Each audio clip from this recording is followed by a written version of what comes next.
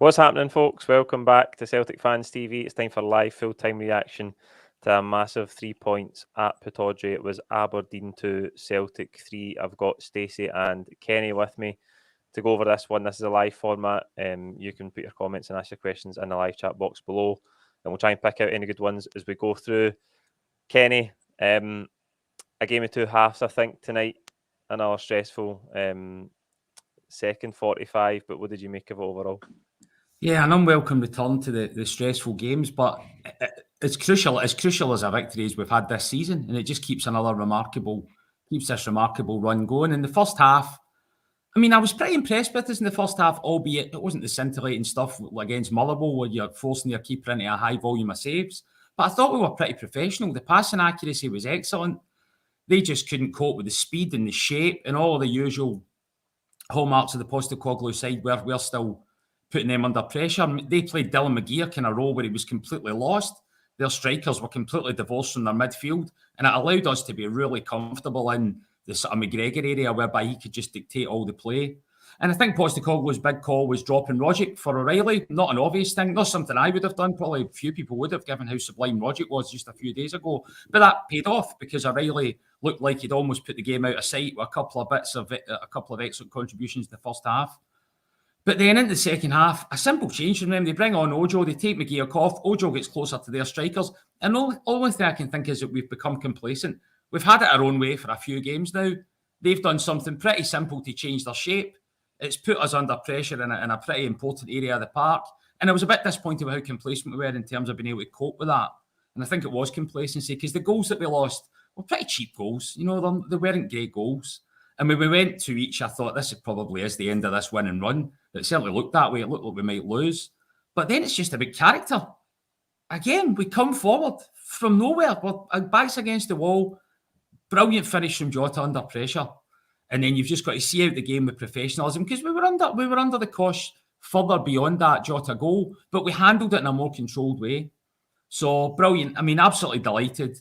You just need to pinch yourself almost to think that we're still sitting here 1 point clear, having come through this tough series of fixtures, and we're almost through this period of really tough games now, whereby the fixtures hopefully will get a bit simpler, and it'll be a welcome relief, I think, to have a couple of cup games just to take the intensity out of the league battle. But delighted.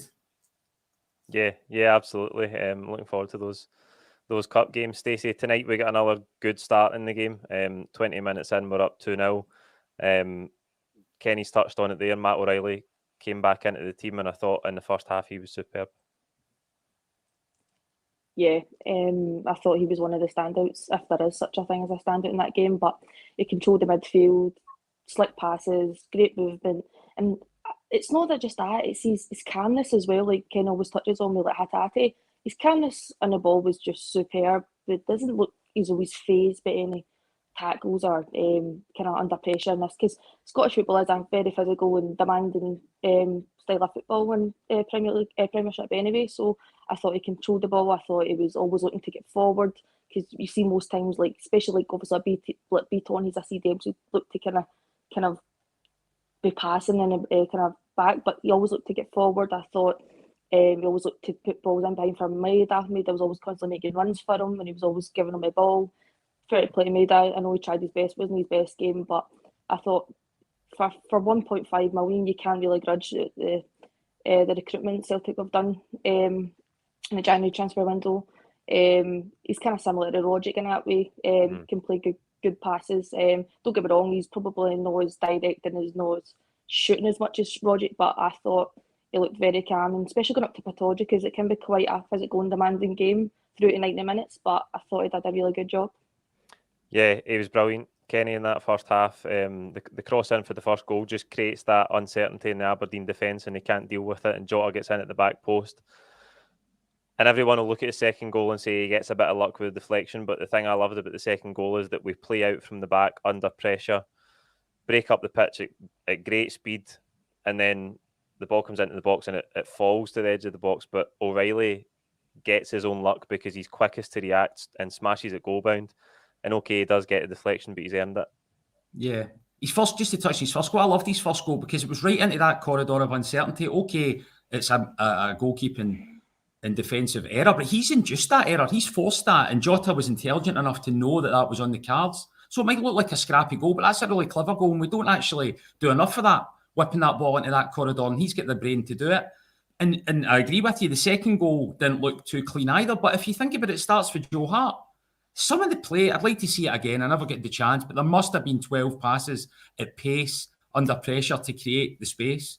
And it doesn't seem to matter who the ball falls to. They all, whether it's Ralston, Joe Hart, or one of my more technical players, they all now seem to be really comfortable on the ball, on the deck at pace. And that wasn't there before. That's just a byproduct of hard work on the training ground. I'd love to see them training because it must be so intense the way they handle it, because the way they can cope with the balls under pressure on the deck is amazing. So although those two goals looked a bit kind of scrappy, perhaps a bit cheap, they weren't. There was a lot of quality underpinning the build-up to them. And O'Reilly, although he tired in the game, he's just given us another brilliant contribution under pressure. So he's really grown into, David Turnbull's going to be having nightmares because he's going to struggle to get back in the side.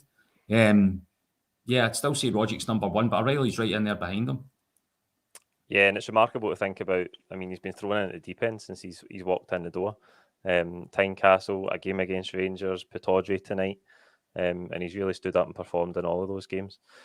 Stacey, I think we've talked about the crisp passing on the break leading up to that second goal, but the other thing, while the first half wasn't our best performance of the season, I think the thing that stood out to me, certainly in the first half, if you like, was the aggression without the ball. Again, we were hunting it down all over the pitch, and we just seem really hungry when we're defending as a team.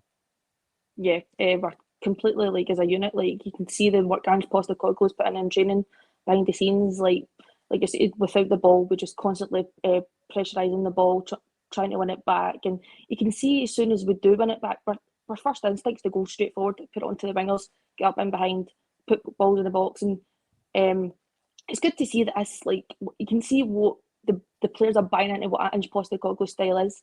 He knows the demand he's got for those players to chase all the balls down, get a ball back. Because as soon as we get the ball, you can see the intensity to get in behind the defence to get a goal. Because it's hard to go for 90 minutes playing intense football. Because like you can see in the last few games, we've strolled it 45 minutes in, but as soon as it comes to the second half, we've maybe not been as intense in the second half to go and get the kind of more goals, which obviously Ange is kind of demanding more of.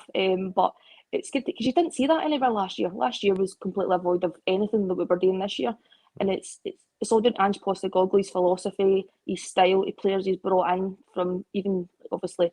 Even though Hatate's maybe not kind of like he says, what he said the other day was frightening that he's still not up to speed, but yet he's got 2 or 3 goals in how many other games.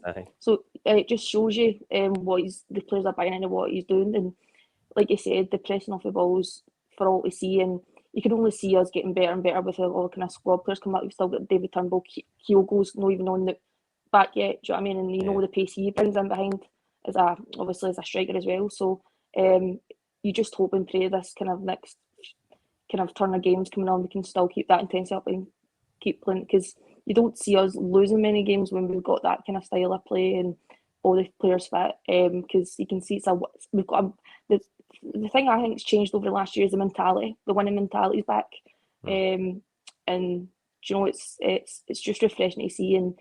And you got to give credit to Ange Postecoglou because, and it's weird to think how much we wanted to have and look how much it's changed, and it's changed for the better. Do you know what I mean? So you can't really complain. Yeah, absolutely. Kenny, you had the chance to talk to Rio Hatate after the derby last week. He's been remarkable since he's come in. What do you think of his performance tonight? I think some really good elements, but I think he was one that tired in that second half as well. Yeah, probably his least effective game, but I mean, that doesn't really tell you much because he's been more or less man of the match ever since he took to the field. So at some point in time, nobody does that over the course of an entire season. The problem is the one area of vulnerability we have is when Aberdeen do find that pocket in behind their strikers and they get a bit of strength there, it puts a lot of demand on Callum McGregor because Hatate and O'Reilly won't naturally play that close to him. And when you get a little drop off in McGregor's performance, I think that's why we were in a lot of bother there in that second half. So Hatate and O'Reilly maybe will need to learn to get a little bit closer to McGregor when we're under pressure in situations like that. But his through balls into Maeda are so dangerous. He's got a lovely chemistry with Maeda, Hatate. You can just tell. And he knows, his brain's thinking ahead. He knows when Maeda's going to get in behind them. And I think some of these passes was a little bit overhit, or when they did find Maeda, he just couldn't quite finish them. But you can see that that's a real threat there. And I can't wait to see him playing with Kyogo, because he's going to feed Kyogo, and Kyogo is going to be even more lethal. So he's just little turns around the corner, and his early balls into the striker are where he's really going to hurt people. But yeah, maybe if I was to be sort of micro-critical tonight, it would maybe be he just needs to play a little bit closer to the number 6 when we're under the cosh. Yeah, I think one of the highest compliments you could pay the team right now is that we haven't spent very long saying that we're missing Kyogo through this period of games. Now, Kyogo's been the best player by a mile for us this season, and he's missed all of these big matches, and we've come through them with maximum points. Stacey, the second half, as we mentioned earlier, a bit in contrast to the first half, and the team's been defending really well for a long period of time, particularly from open play. We talked about the aggression against the ball, but the weakness that is still there under the surface at all times is defending set pieces, and it hurt us tonight, didn't it? Yeah, but you've seen it time and time again. The opposition teams know that's our weakness. The first goal was just comical, to be honest with you. Don't get me wrong, like, it happens, but you've got to notice the danger when Ramirez is pulling it back. And the ball, so obviously they're right in out our goal. What pressurised probably Joe Hart to see if falls him in a mistake, but we probably lose a concentration for the goal. Don't see him making the run, because we done one similar, and we scored. I think it was Tom Logic at home, and we obviously caught them in against Motherwell. So you've got to be turned on at these set pieces, because they know it's our weakness, so they're going to try that. Do you know what I mean? So I think that's something Postecoglou know we work on anyway. He knows that in the run up to season, these kind of things can cost you points in the run up to season. But there's, like he says, there's still improvement, still work to be done. But I think a concentration level needs to be 100% all the time, because it's things like that could probably cost us points in the run up to the last few games of the season. But the second half, in general, we just didn't really seem to. It was like a tale of two halves, like you said. We didn't really come out. They looked nervy, I thought. But it was just about seeing the game out. And to be honest with you, 3 points is all that matters to me. And you're going to get games like that. You're going to probably concede a few, but can take that out. We still have the best defensive league. And obviously, yeah. We've got a defensive record. Do you know what I mean? So you're going to games like that. But I thought the 2 goals we conceded, we probably should have done better. But one's all that matters to, and 3 points. Go away for Patoja. What more could you want? So it's on to the next one. Aye, absolutely. Kenny, just on that first one we conceded, I thought O'Reilly and Hatate sleeping at the back post. Not defensively minded players, but it was a poor one to lose, wasn't it? Yeah, it was a bit embarrassing actually. The way he just ran off, it was a bit amateurish. Tom Boyd was trying to make out that it was a foul from Scott Brown blocked Starfelt, but I mean, it's hard to take Tom Boyd too seriously with his analysis in Celtic, because I was watching the Celtic TV. Yeah. So I don't know. I think it was just sleeping, wasn't it? It was just as simple as that, and the finish is pretty easy for the guy. So it was almost a bit embarrassing. And then you expect them then to sort of learn from that. But Greg Taylor's weak in the air at that second ball. Yeah. I mean, if he's weak. See, just on the second one, Kenny, is Greg Taylor? I'm watching it back thinking, is that Greg Taylor, Martin Lewis, Ferguson? If you asked me who's the best header of a ball for Aberdeen, I'd tell you Lewis Ferguson, and we've got the smallest man in the pitch marking him. But alluding to that, what Kenny's saying, but like, it's not as if he was like constantly like looking back to see if there's any defenders in behind him. He was just running towards the ball. So you're going to leave a gap and someone at back to go for it. So he needs. We don't get, like kind of say, he's not the best, but he kind of needs to work on that, because he's not even looking behind to see where the defender is. He's just looking to go for the ball when, like you said, he's like 5'9", so he's not going to even make a header for the ball. So I think we were a bit shell shocked at that point. The heads had gone a bit at that point. Aye, So, it's hard to say that they were completely focused in terms of who should have been picking up. Because I thought Carter Vickers and Starfelt were pretty good apart from that 10-minute spell. But it was really bad at that point. Yeah, Stacey, what a response though. Like, I'm screaming for substitutions at that time, and a few people have asked in the comments, do you think the subs should have came earlier? When the flow of the game was going towards Aberdeen, I thought we should have made at least some changes to try and stem the flow, but we go right up the park from nowhere, really, and Jota smashes in a great finish. Yeah, couldn't have asked for a better finish, because I think when I was watching it on the stream, my stream wasn't very good, to be honest with you, but it was like in Aberdeen and they were saying that they think there was like obstruction in the build-up with Abada. Abada was offside, and then he kind of went towards Bates, but still got to play to the whistle, do you know what I mean? So it doesn't even matter. We got the goal when it was some finish, even though it bounced into the ground. It took the height to obviously put into the actual corner, but that just shows your mentality. As soon as they score, our thing is just to go right up the park and play our normal football, which we did. And it couldn't have came at a better time, because we could have just would get harder, and obviously we're trying different things and it doesn't pull off, so you get more frustrated. The crowd gets frustrated, they're on their back, so they're obviously trying to find ways to win. So it came at a very good time, and I personally thought it should have been done the subs earlier, because it brought a bit of impetus and a bit more control back into the game whenever I did.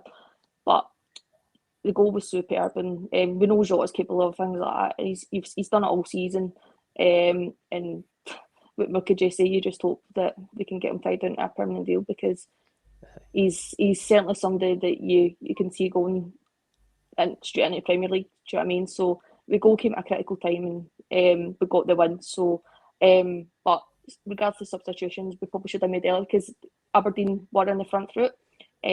But that goal kind of took the impetus away again. So it just shows how much we can just go and play our normal football and get the goal, because I thought the goal, it was superb. And the way just kind of backed off for the ball to come towards him, because he could have easily just took a swing at it and it could have went sky high. But didn't. He showed composure, and even at one with the overhead kick as well. Do you know what I mean? Like the acrobatics, even though it was going wide, but you can see the confidence. And that's what you need, and as we can see in this whole Celtic team with the players, is the confidence to go and take shots on, because you probably didn't see that last season. So it's good to have players like that in your corner and go and change a game. So it was a crack. It was a great finish, and so much needed at that time in the game, Kenny.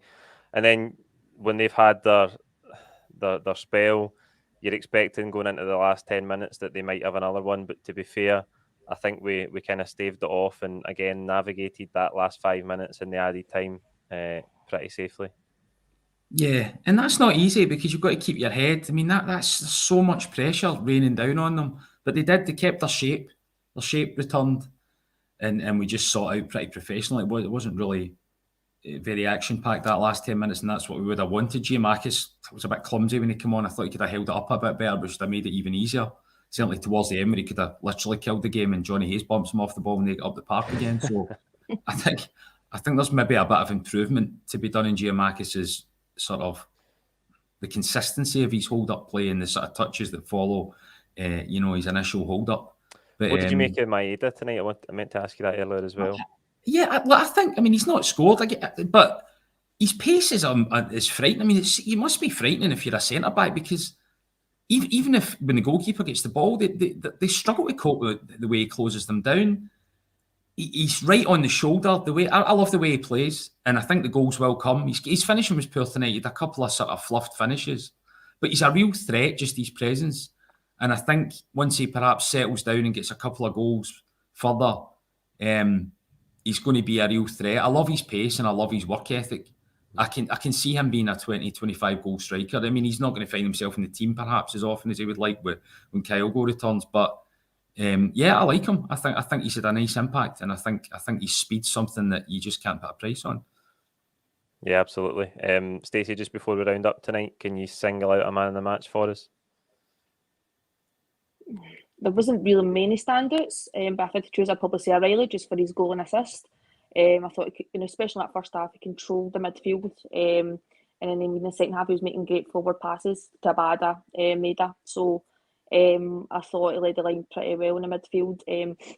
Considering it, obviously he's just came and he obviously get put into the team right away. But I thought obviously it was a tale of two halves. But if I had to choose, it'd probably just be Arella, just very simple as a goal and assist. Because it's not just that; it's his touches. Like I said, it's his calmness. He's always looking for a forward pass. He's always playing nice wee flicks, and it always pays off. And it's his strength as well. His strength to hold off, obviously, players as well. So for me, it would probably be O'Reilly. Kenny, can you pick a man of the match? Yeah, I mean, there's no real obvious candidate. I would go Jota. I mean, obviously his 2 goals. The second goal was just so pivotal. But his all-round play was good. I loved his celebration for his first goal. He really loves the support. He loves playing for the jersey. And his all-round play was good. The overhead kick Stacey mentioned was pretty spectacular, and that wasn't too far away from actually going in. So I think he played with real heart tonight in what isn't an easy conditions for a winger. When the rest of the team weren't exactly firing around him. So I would go Jota. Yeah, I'm going to go Jota as well. That winning goal is massive for us, and it comes at a time in the game where you couldn't see where the next goal was going to come from for us. And it wrapped up a massive 3 points for us at Pittodrie tonight. That's it for the full-time reaction. Like this video, comment your own thoughts below. And don't forget to subscribe if you haven't already. Jump over to the Twitter reaction, which I'm going to start in about 5 minutes, if I can get everything set up quickly enough. Thanks for watching, and I'll see you over on Twitter reaction. Cheers.